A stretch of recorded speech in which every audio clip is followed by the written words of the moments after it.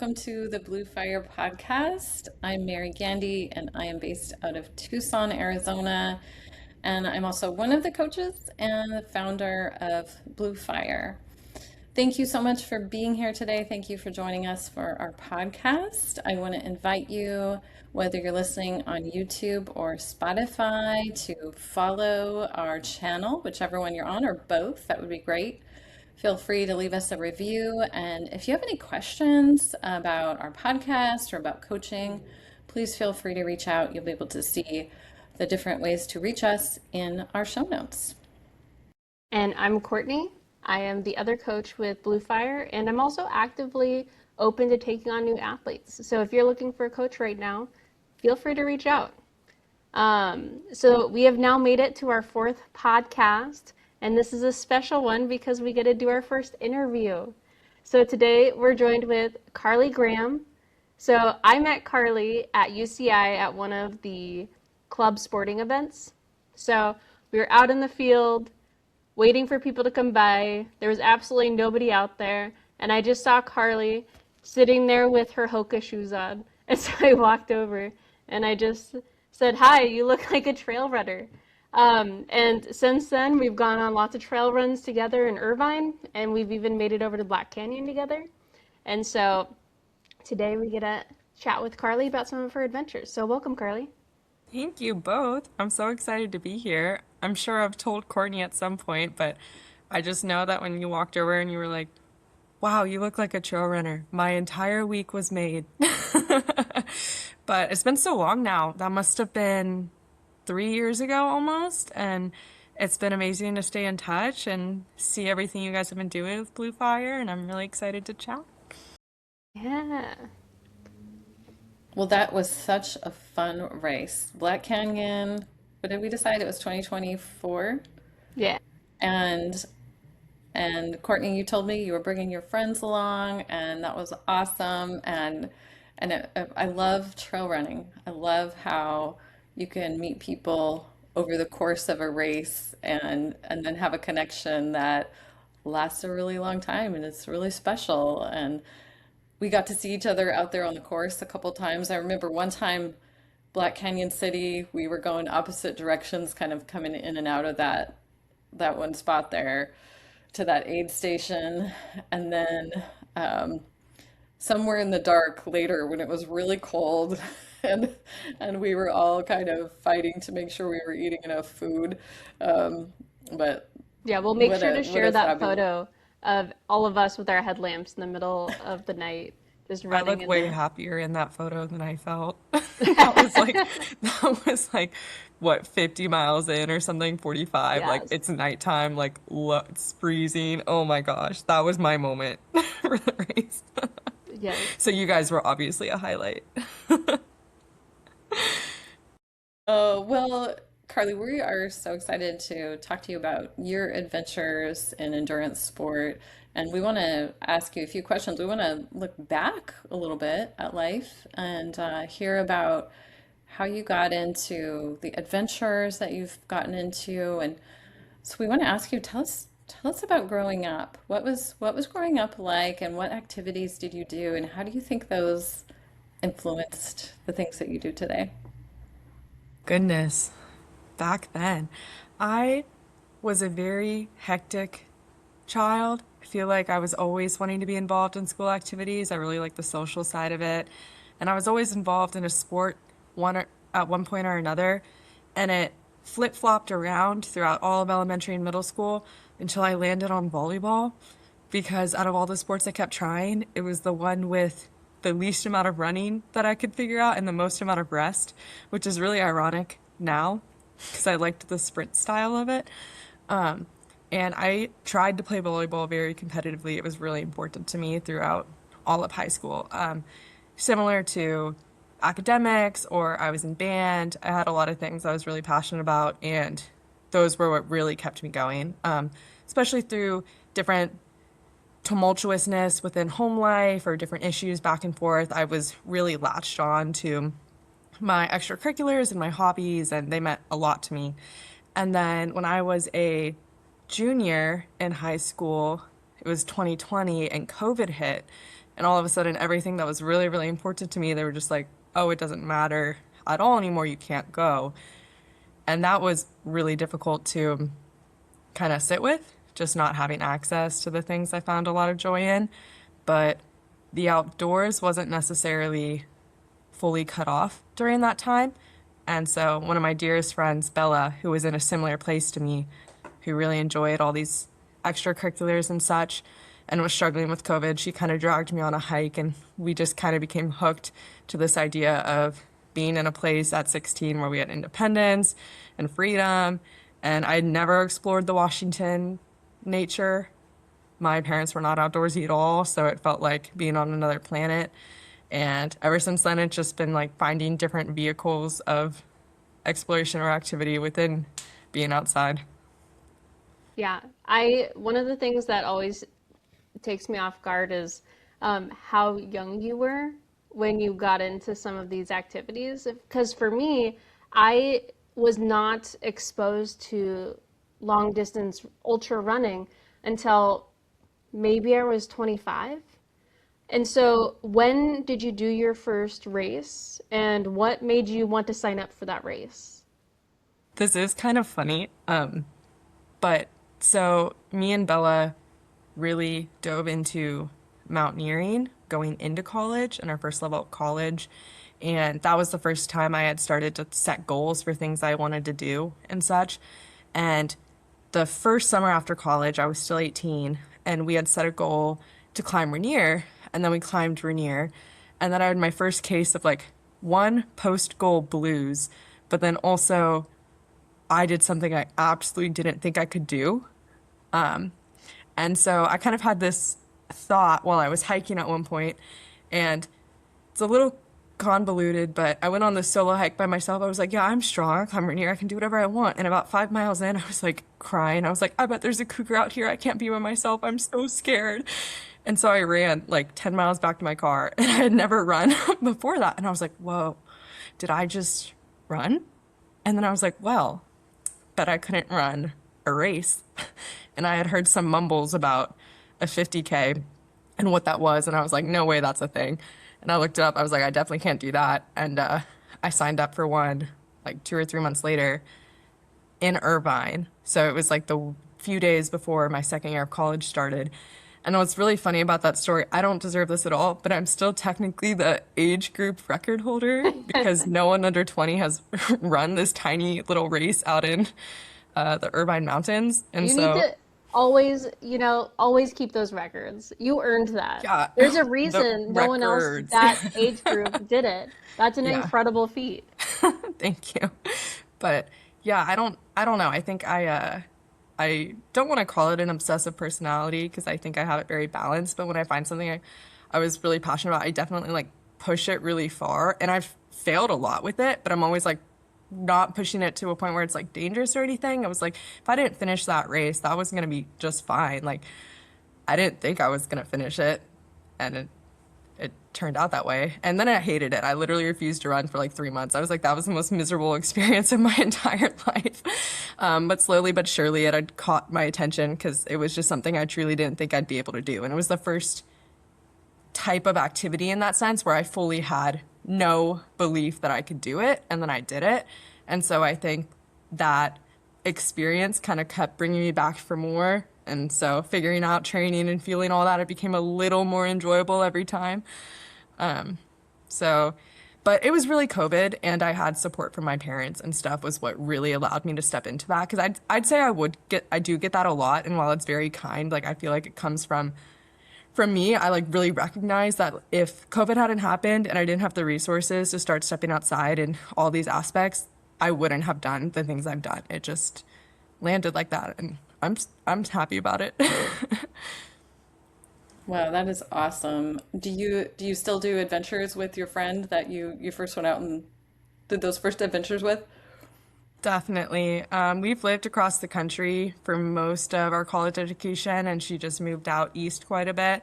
But we learned everything together relative to being a functioning adult in our own terms and being independent in nature.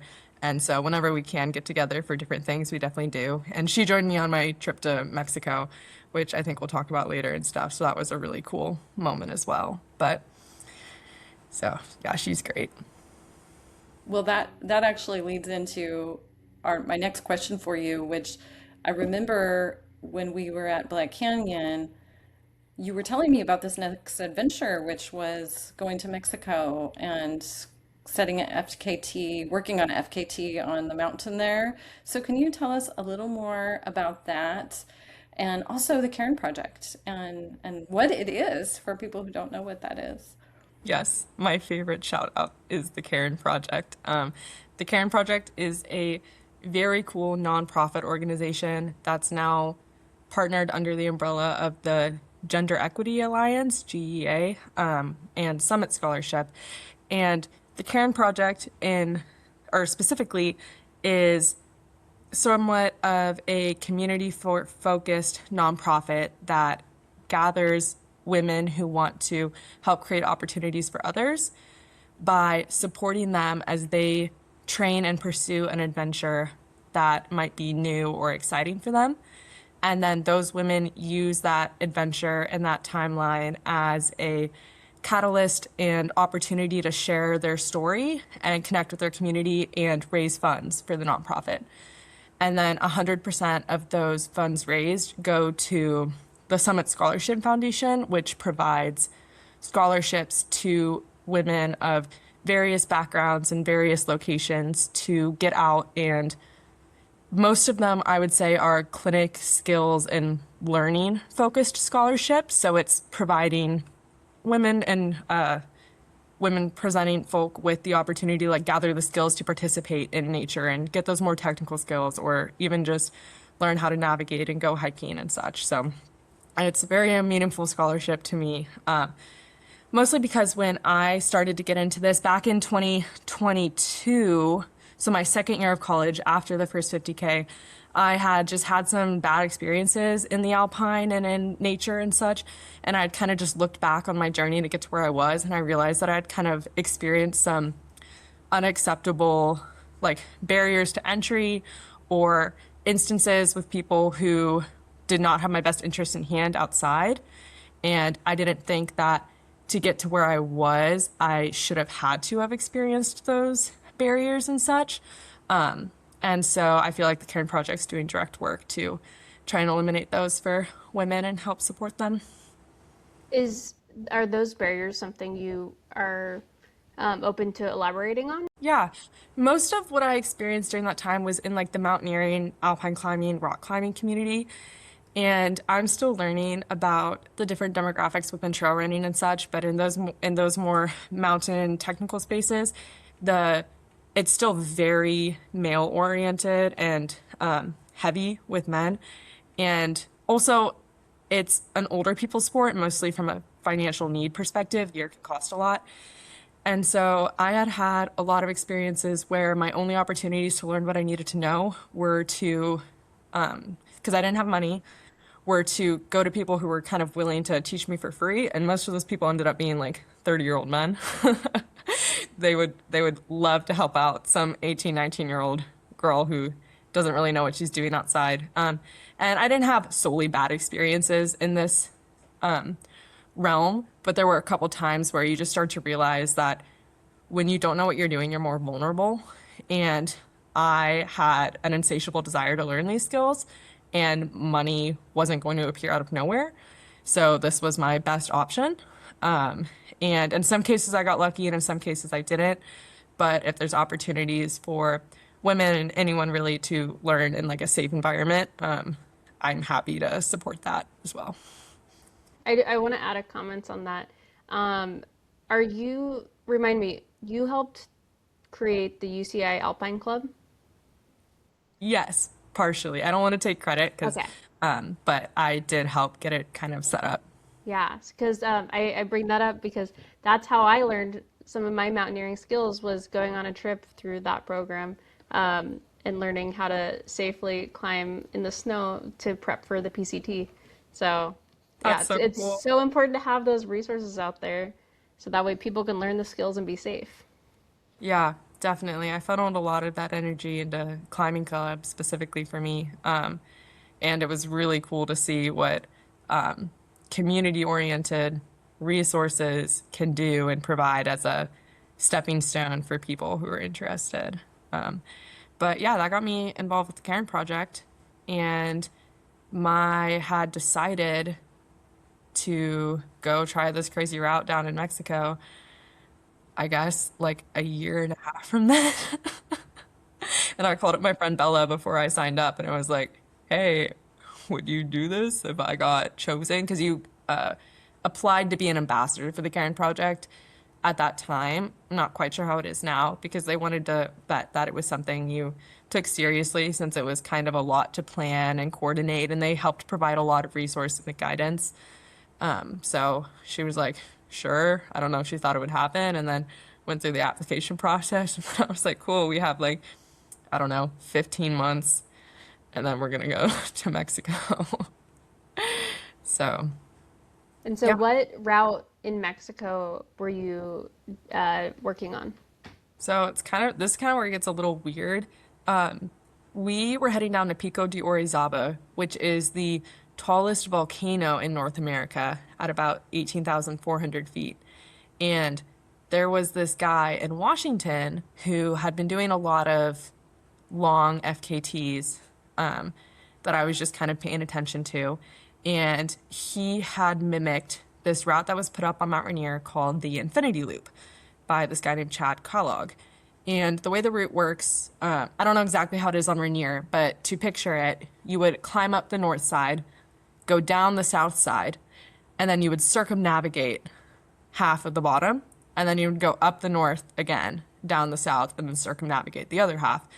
And the intention with this route was to admire a mountain so much that you can see it from all aspects and kind of like fully appreciate your experience there. And I thought that was super cool.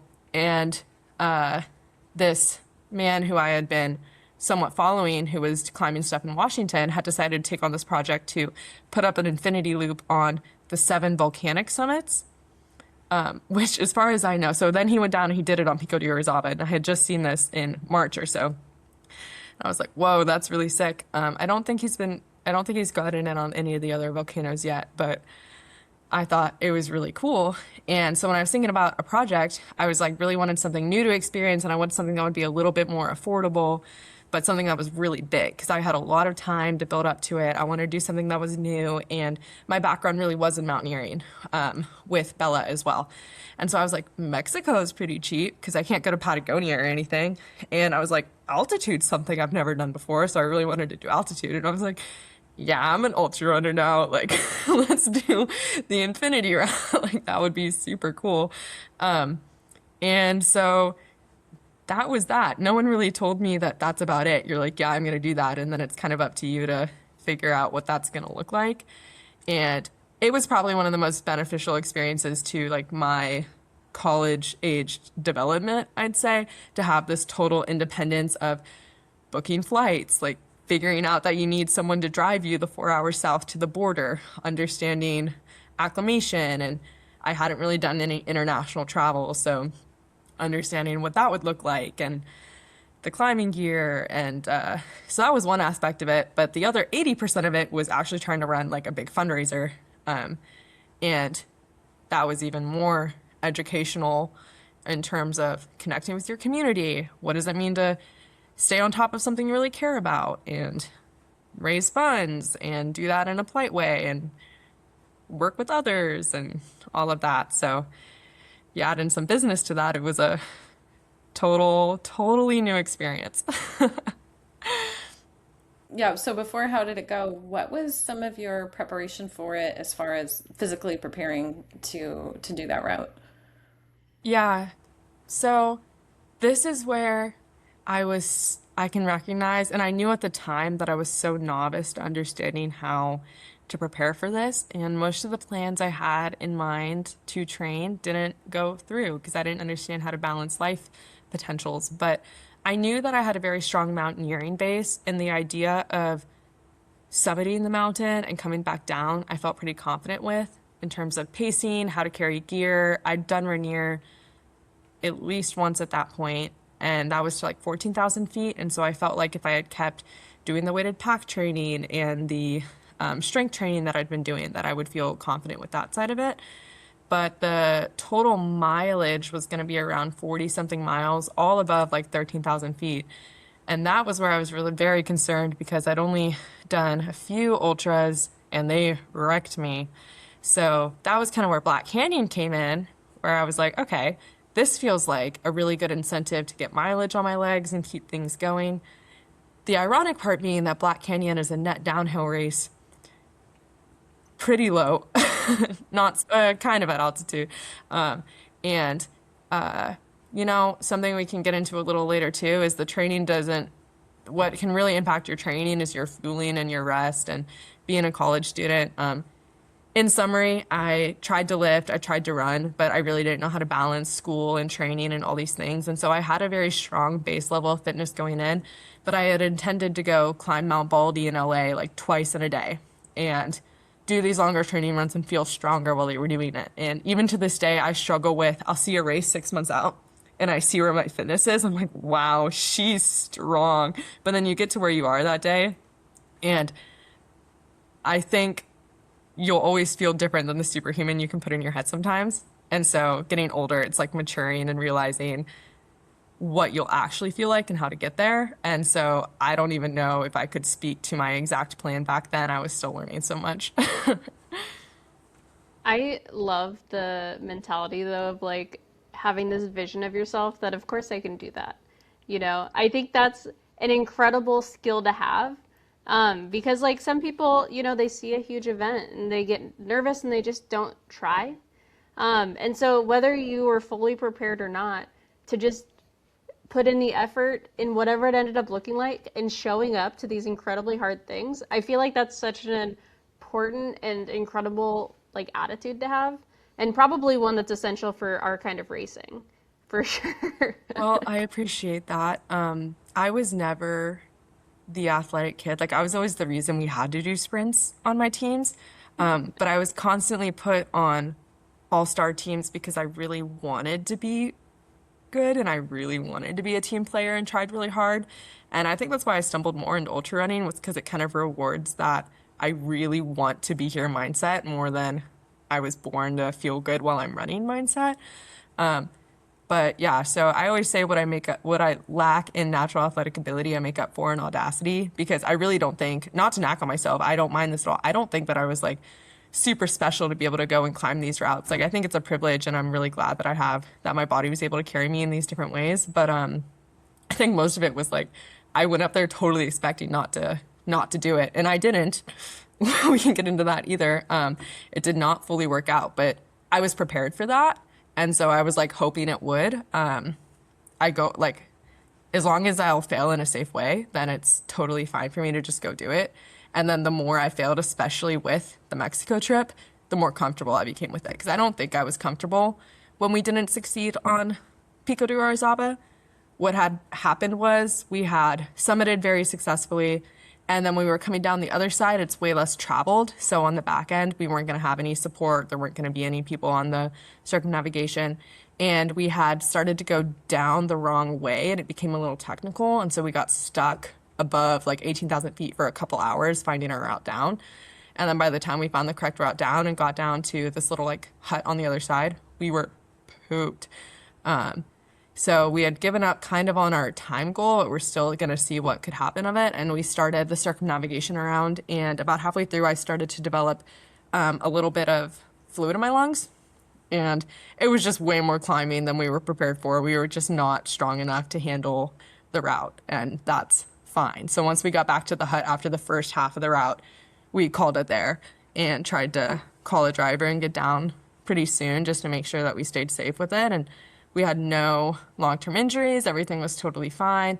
We were super bummed. And I was really nervous about it because this was the first time I had publicly displayed something so large.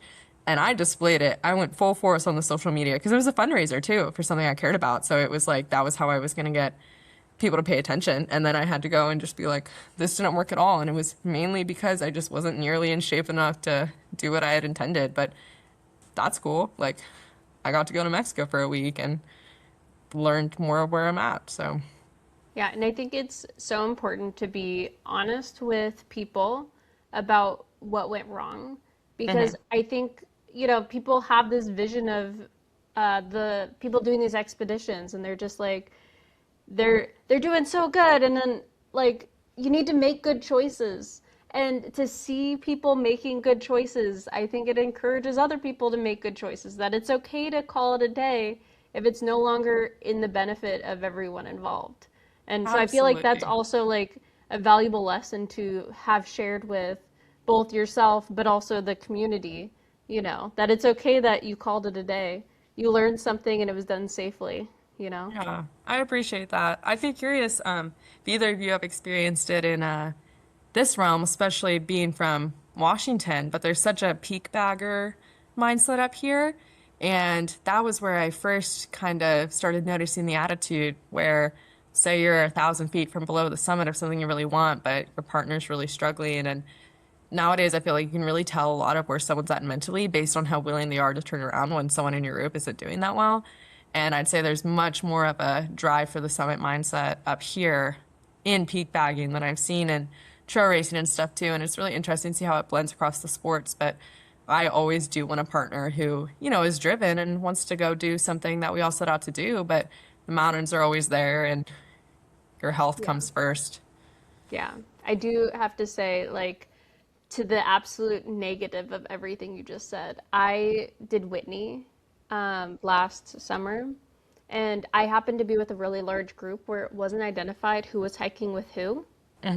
And I ended up in a group of three people, myself, this girl, and this guy. And there was a group behind us, and there was a group in front of us who had left us behind. I had not met this guy before doing the hike. He was with the other group. And I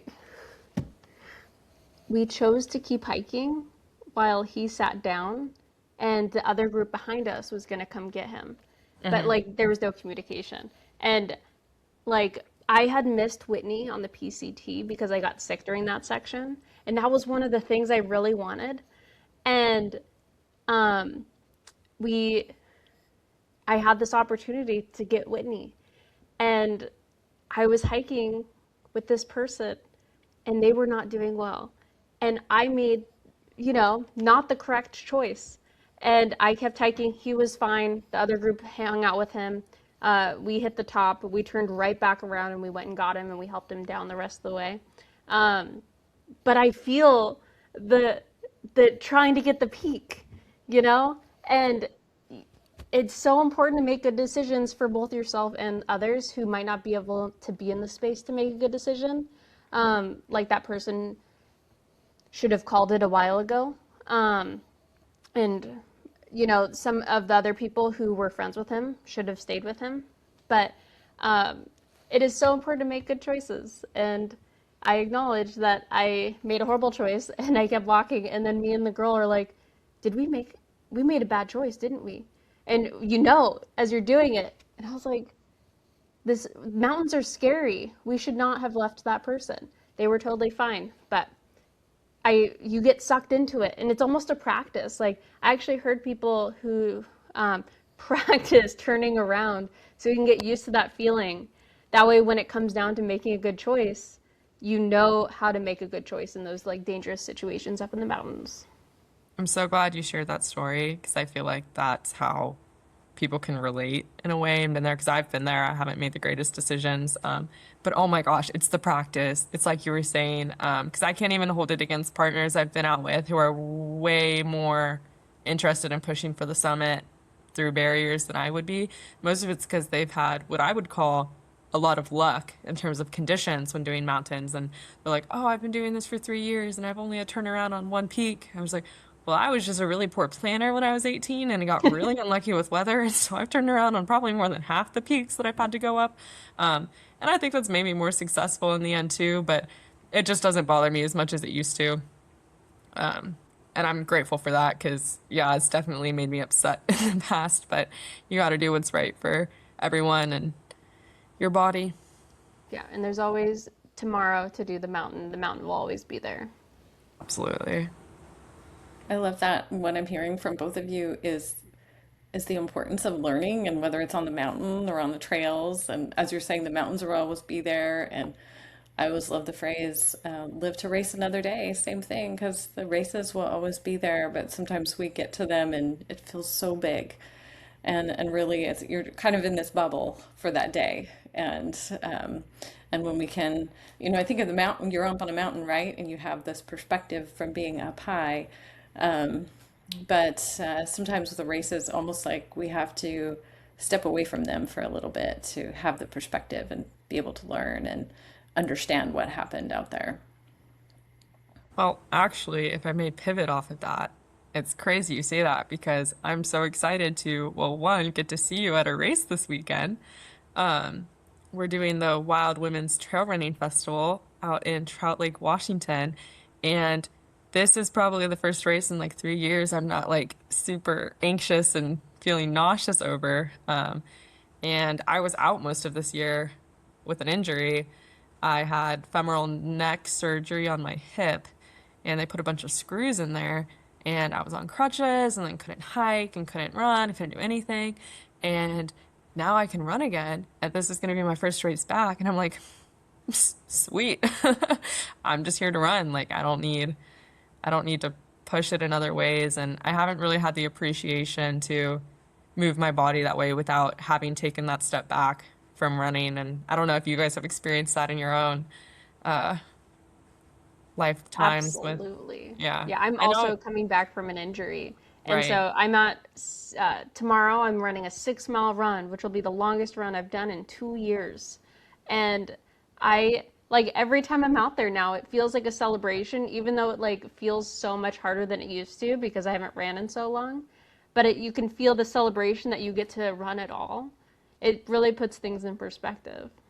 That's so exciting because on the Lost podcast, I think you had maybe done a mile run because they're released a little late, right? Or two podcasts Yeah, ago or something. So you yeah, said 6 miles. I was like, oh my yeah. goodness. Real time updates as I'm Yeah. slowly increasing. And the Um, full story on this race as well is, well, I don't know about you, Carly, but I heard about this race from Courtney either when you were yes, on the trail or after you got off the trail, and you were telling me, Mary, there's this race that you have yes, to hear about, and this race director is she's so amazing. Courtney, tell us how you discovered this race yes. that Carly and I are going to be at this weekend. So first of all, I'm incredibly jealous that you both are doing this race. I'll actually be in Washington, but I'm there for a wedding of a family member. And I'm like, I'm first of all not ready for a 50K, although I know they have different distances. But I was like, I can't leave the wedding to go down to race.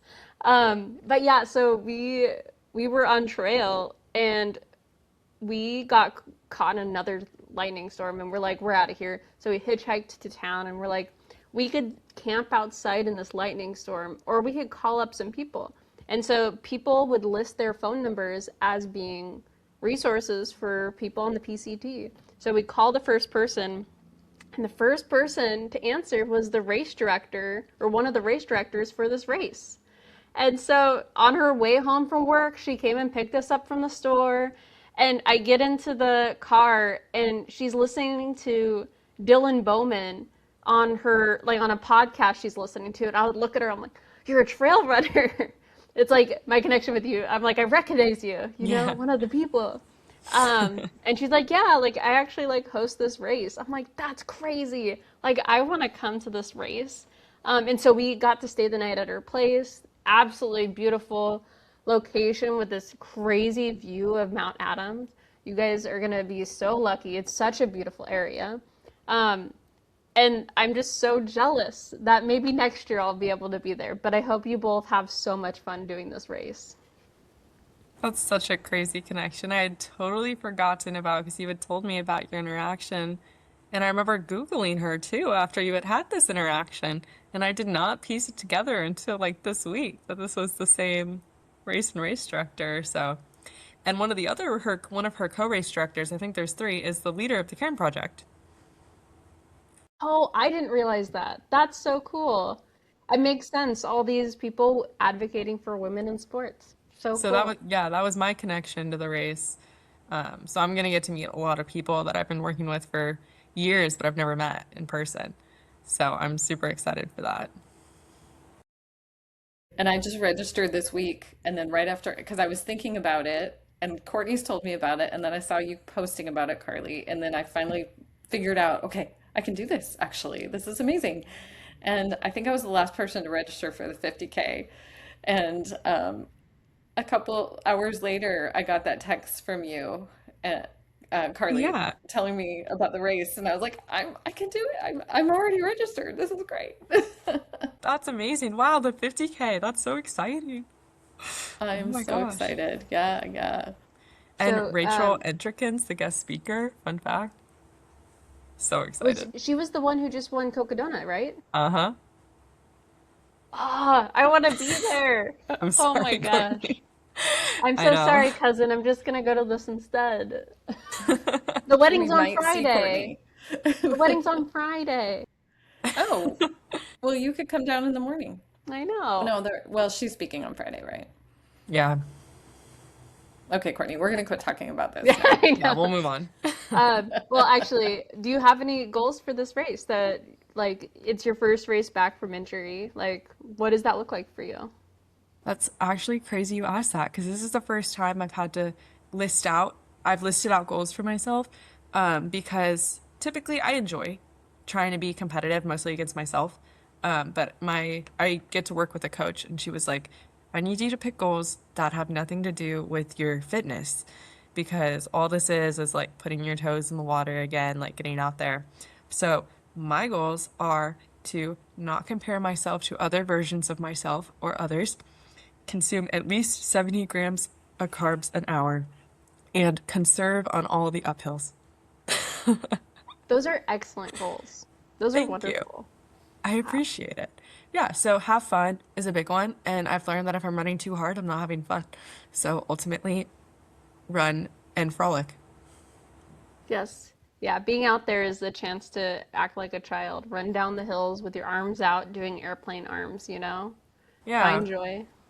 yeah. That's super interesting. So I understand that's coming probably from this injury recovery, but last time you and I spoke, you'd started working with a coach to become more competitive.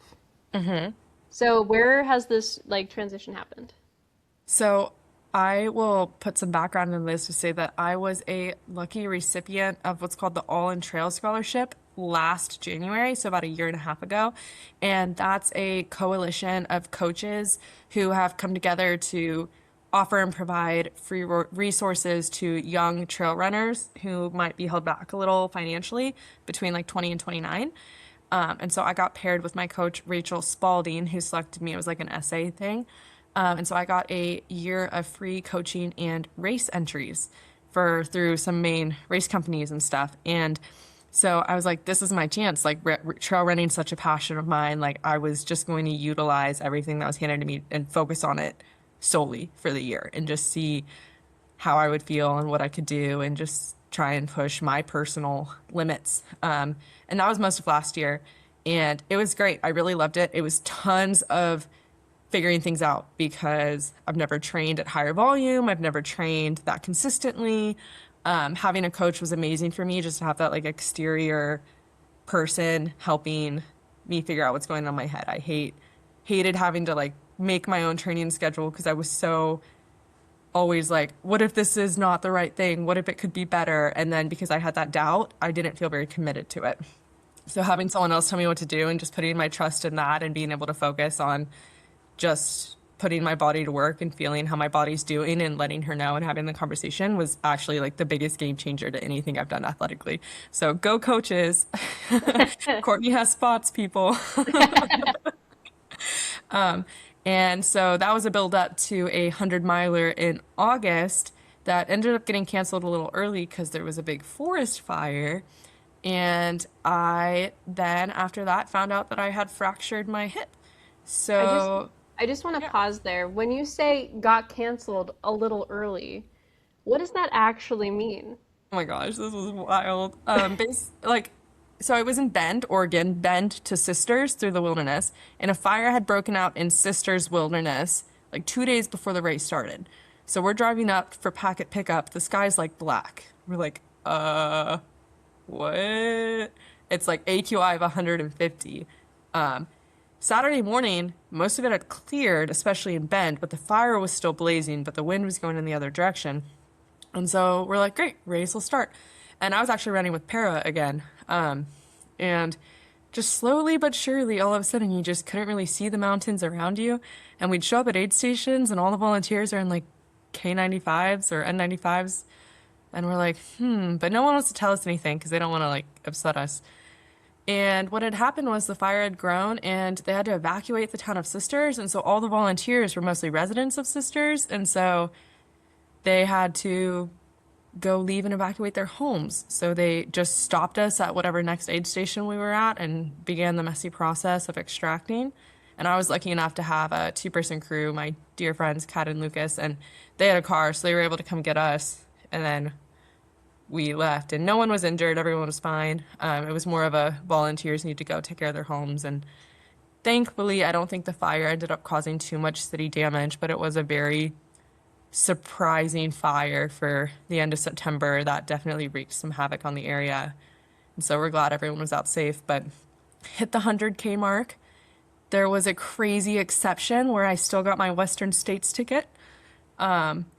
If we had made it to the aid station we made it to before the race was canceled, we got that ticket, so I'm still in the running. And yeah, so I am still looking to be as competitive as possible, whatever that looks like for me going out. And I have 100K in July that I'm still hoping to not be that competitive at because I want to be, but I'm just going to be excited that I can move my body of that distance. And it's just a builder year, and that's okay. Yeah. And so when did you find out about your hip and what has the recovery looked like?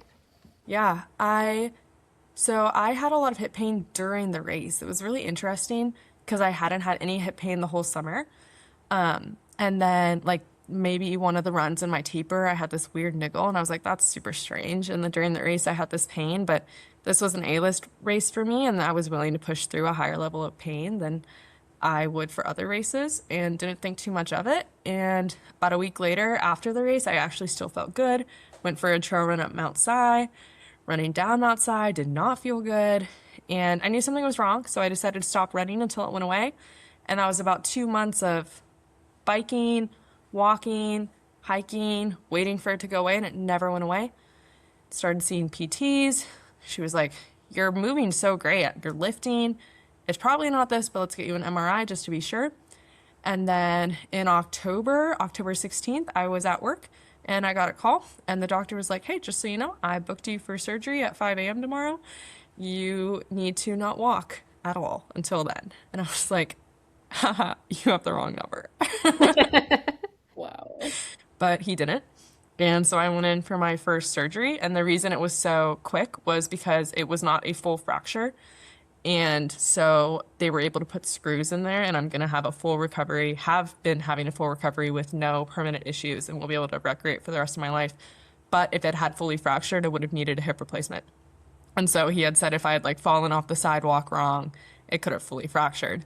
And that would have been very life-changing in that way. So the recovery process, hip surgeries apparently are some of the easiest to recover from. So in terms of injuries, I'm feeling pretty grateful for how this one is going. It's no ACL, but it was about 3 or 4 weeks of crutches and then another month and a half of PT related things that weren't strength and biking. And about 3 months later, I started to do walk run progressions. And today is my 8-month post-op date, which is crazy.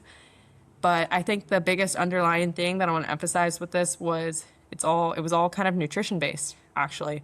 The best guesses through I've had the opportunity to work with a lot of professionals. Thank goodness for big girl job health insurance. It's been great.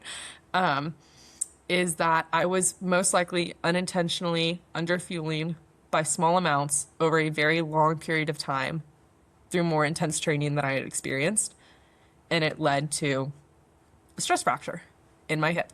I had low bone density, but it wasn't anywhere near osteopenia, osteoporosis issues. And I had very good nutrition, especially during races. During the 100 miler, I was consuming 100 grams of carbs an hour. At least that's how I did all my training runs. I fueled during most of my week runs, but things I wasn't doing was not always eating a minimum number of carbs before morning training. I wasn't necessarily getting that third serving of dinner. And I think the number one lesson I learned is that I think I see this in a lot of people, but especially for myself, I will worry a lot less about slightly under lowballing my fueling than I do about going slightly over my fueling. And so I have gotten to work with a dietitian, and I've just cleaned up most of the outside of running nutrition just by little pieces here and there. And I'm hoping that that protects me against a lot of these types of injuries in the future. That was a lot. Thank you for sharing all of that. I have a question. I was thinking, what would you tell someone who is new to trail running at any age as far as nutrition goes to make sure that they don't end up in that place where it's so unintentional. It's just so easy to happen. And what advice would you give them? That's such a good question. Oh my goodness. I feel like the one thing that I try to communicate to people is that the body is incredible at adapting. And so I hear a lot like, oh, I don't like to run when I've eaten and I feel fine, or I'm really not hungry after running, or I just eat intuitively and I'm not worried about that. My body tells me what it needs. And I think that's all wonderful. And there's no reason, like, I'm not tracking my calories all the time, kind of thing, or anything like that. But your body, you get used to where you're at. And so there's no reason not to approach fueling with curiosity and a sense of what would my body actually love if it had everything it needed. And so I think that's where I was at, was I wasn't losing weight. I was functional. I was the fittest I'd ever been. And I was intentional with my nutrition. But that slight piece of I'm comfortable here, this is what my body needs, I know what it needs, it's this, kept me from being able to explore what would have made me stronger and more resilient, which was more, in my case, more carbs and a little bit more food. I think this is always like such an important thing to practice too, because even just for myself right now, getting back into running, I have such a hard time with the amount of food we need to eat to do these activities. And so I even right now, like I've been doing some longer hikes and I'm trying to be intentional. And then part of me is almost self-conscious. And I Yeah. have to practice not being self-conscious about the amount I'm eating because I'm like, I know what I need. I need to do this. And to like break out of like normal people, what normal people need is different than what we need. And it can be like uncomfortable to practice it because there is such a culture around what you're eating. And so to practice what you need. But then the other thing you mentioned was the intuitive eating. And I've seen that where we're kind of beyond our body signals because we're doing such extreme things that the body can tell us. But for the kind of things we're doing, we have to like have a little bit more intuition of what we need. And that kind of goes into intuitive eating. It's intuitive eating is a mix of listening to your signals, but also knowing what you need and taking action on that also. And I feel like that was a mistake I made with intuitive eating for a while that I misunderstood was that extra part of your body might not be able to give you the signals for the amount you need. Agree. Thank you for sharing that. In relation to the self-conscious part of it, there's two aspects of that I want to share. And one is a mental thing that's really been helping me kind of think through that and be like, why am I questioning it? Is like, okay, what's an extra granola bar going to do to you? Especially when you're going to be running 6 miles tomorrow. Like, what's an extra granola bar going to do to you? Like, why does that stress me out sometimes? Versus, okay, if I missed having a granola bar, that little chunk adding up can hurt you over time too. And your body's going to even out when you're participating in these sports. There's not like a concern, it's going to do what it needs to do. But what could you do with a little more fuel? And then the other thing is my coach is like, yeah, as an athlete, sometimes it just sucks. Like sometimes you're just eating, you're like, I really don't want to eat this, and it just sucks. It's like part of your job to take care of your body. And I was like, that really helped me because I was like, yeah, it does just suck. And my body says it doesn't want to eat any of this right now, but it's also just a little stressed from my run, and I know it needs that. So how can I make it more enjoyable and easier? Back to your fueling conversation about like choosing stuff that excites you and navigating that. Yeah, I really like the pros and cons of that extra granola bar because I feel like that's a great way to put it in perspective. Yeah. I come across too, sometimes I'll fall into this place where I have this ideal of what is like the perfect snack. So even though I know I'm going to fuel, I know I'm going to have it, but what exactly does that look like? And then I've been traveling this whole month on the road, so it's just Yeah. like there is no perfect at all, or there really never is anyway. But I realize, okay, I've got a Pop Tart, and normally that's fine for me, but some days I fall into, oh, I just want this ideal thing. Like, just eat the Pop Tart. Like it is more beneficial to you to go into this fueled than to just not have that there. And then, Yeah, yeah, so totally. Or I don't know if you guys have ever heard someone get off a long run or something, and it's like, let's say it's an hour drive home, and they're like, no, I don't want to eat anything because I'm going to enjoy that big meal so much more when I get there. Like, I'm starving, it's going to feel so much better. And I'm like, no. and I just want to say too, is we're talking about ultra running here and mountaineering, and but this applies to, anybody who is doing a sport, male or female, and just think of anybody who might be listening, and maybe you're in high school running track or middle school playing football or pickleball or whatever. It's so important that everyone hears that they are feeling well so that they can be the most fueled, best version of themselves for their sport. It's how like this is the first time I see myself going injury free for a longer period of time. And I think almost all of that is due to 70% fueling, 30% strength training. None of it running. That'll come. Well, as we move on, we want to now kind of look forward. We've been talking forward a little bit as far as recovery and the things that are next. But we talked about, what inspired your adventures from when you were young. What's inspiring your adventures going forward? Oh, that's such a I was thinking about this before starting the podcast because I feel like that's kind of a tricky question. And I think it really comes down to stuff that I just think is going to be beautiful and fun and a new realm. And I think it really comes down to what I think will be fun. So for this women's trail festival, I mean, new experience in a community I've really cared about for a long time. Really, it was the community aspect of it that drew me here. And I knew I wanted to get a Western States ticket this year eventually to not give up my pool. And I was looking at all the races and I almost didn't want to do it if I couldn't find a race that seemed like it was going to be fun and in an area I wanted to be that just made sense, something I was connected to. But thankfully, I'm going to have the opportunity to go down and do the Tahoe Rim Trail 100K, which the Eastern Sierra is like my favorite place in the whole world, and I'll go down and run any race I can down there. So in the past, I've done the Bishop races a lot, and just being in the mountains I love, wherever that may be, and having a good time. That's usually my driver. And then there's community sprinkled in, that's great too. But Carlie, is there anything else you'd want to share with people about your adventures or advice you have or anything?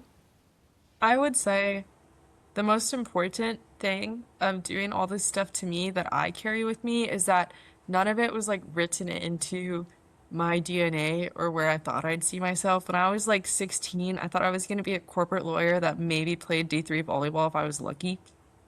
And so, like, everything that I've been able to do was mostly because I went out there and tried it. And a lot of it ended up just working out, which I think isn't Mary, aren't you the person who came up with like expect success too or something? Well, that who was that? That was I heard that from someone else, but that was from Black Canyon. Be prepared for wild success. Okay, yeah. And Yeah. I think six like being prepared for different things and then just like dedication to okay, it's like I truly believe that everyone in my office space could go run a marathon if they felt like they were passionate about it and wanted to put in the time to make that goal happen. Now, not everyone wants to, and that's great. No problem with that. But I was not like born to run, pun intended, or any of those aspects of it. And I've DNF'd a lot. There's a couple on my ultra sign up. There's plenty of mountains you don't see, plenty of workouts that haven't happened. Like, I just am gonna go out and try things because it's really cool. And I think that's like led me to the experiences that are shaping me to who I am. And I wish I heard from more people that they want to go try things versus like, oh, I could never do that. That's crazy to do that. Because I'm like, I'm just you. I'm not, I don't really feel like I'm anything else. Maybe a little stubborn, but I think it's possible for everyone in some realm of whatever's their calling is. Yeah, I feel that in my soul where it's like I just did the PCT and people are like, I could never do that. And I'm like, you could. You know, it's okay if you don't want to. That makes a lot of sense. But like, like the people out there are normal people who just wanted to show up and put in some effort, and most of those people are not these like naturally gifted people. It's the people who showed up a lot. So I really like that. So thank you so much, Carlie, for joining us today. Really enjoyed this conversation. Thank you for having me. It's so great to speak with you guys again. And Mary, I'll be seeing you in a few days. I'm so excited. Sorry, Courtney. I know. We'll miss you. Next time. Yeah, next year. Next year. Yeah. So, in honor of our next podcast, which will be looking at how to deal with the heat in training, we wanted to ask everyone, what is the hottest run you've done or adventure you've done, and like, what did you learn from that? So, Carlie, to put you on the spot, if you want to go first. I'll take it. I mean, I haven't been running that many years, and I'm from Washington, and I also had the very bright idea of signing up for my first 50K while living in Washington and putting it in the Valley of Southern California for September. So my hottest run I've ever done was my first 50K, and they actually airlifted someone out who got too hot and had like paramedics. It wasn't even that hot, like in relatively speaking. I think it was like 88 degrees, which Mary probably would laugh at from Tucson. But it was super exposed, and for about 2 weeks, I refused to see the sun. I didn't want to go outside. I didn't want to see it. It felt like an enemy, and I will always remember that. I also had no idea about hydration or electrolytes or Yeah, any of did you that, take so any electrolytes? I'm sure I did not. I think I was like one goo an hour water. I think that was probably my plan. So makes a lot of sense from suffering, but it was probably all the sun, not my fueling strategy. That's So what learning's for. yeah, exactly. Mary? Well, speaking of the sun, mine was last year at Javelina 100, and I trained so much. I live in Tucson. I trained so much in the sun, and it was amazing. The exposure was the part that I felt was the most critical, and and just how much it zaps you. And what ended up though is I think I really wasn't fueling enough. I think I was actually hydrating and getting electrolytes in okay, but because it was so hot, I just didn't feel like eating. And so the lesson I learned is that if you it's the middle of the night and you think that you're done, go ahead and take a nap and eat a hamburger. And it's a 100-mile race. There's lots of time. But I was so miserable that I ended up DNFing at that point, which probably was the best thing for my health anyway. But I look forward to going back again and trying that hamburger and that nap. That's awesome. Last year was a hot year too, wasn't it? Or It wasn't crazy. It wasn't super hot, but it was like it's Phoenix it's still. still hot, yeah. Yeah. It's always hot. Yeah. How about you, Courtney? Mine would be just being on the PCT. And then also just seeing people never having seen electrolytes before. And I got to come in with like a background in running. And so I'm like taking down those electrolytes. And for the most part, I didn't notice the heat. I would just be miserable, but I wouldn't realize it was the heat. And then we would get to town and people would be like, "How did you guys all handle that heat wave?" And I was like, "Oh, that's what was wrong." Because like when you're out there, you're just like it's like boiling a ooh.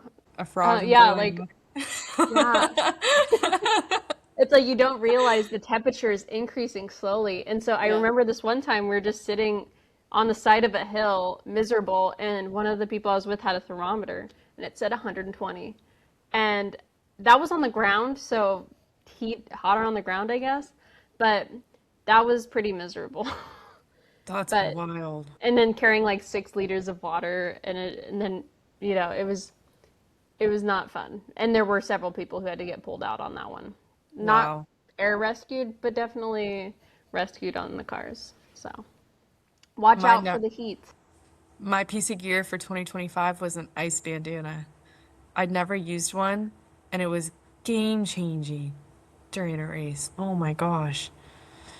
But Yeah, Ice bandana is amazing. And I did the cooling sleeves and I was trying to shove mm, ice down the sleeves and I actually found that was really kind of cumbersome. I wished I had just done the long sleeve shirt and then the ice bandana I think would have been perfect. But yeah, those are amazing. And I think the other thing too at the heat is, and obviously we'll talk more about this in our next episode, but getting to it early too. I think that was another thing I learned is just don't wait until you're hot. But yeah, we're excited. We're going to talk hydration. We're going to talk heat because it's summertime and I live in Arizona, so it's always hot, so it's and I'm in always California. appropriate. And Courtney's in California, right, right, with her perfect temperature. Yeah. Well, we invite you to join us next time and listen to any of our past episodes. We now have 3 previously recorded episodes that you can check out on YouTube and Spotify. And please remember, if you are looking for a running coach, get a hold of us because Courtney has spaces available. And if you have questions or you want to just chat, feel free to find us in one of our resources. And we look forward to next time. Carlie, thank you again. It has been awesome to have you join us today. thank you both. It's been a pleasure. We'll see you out on the trails.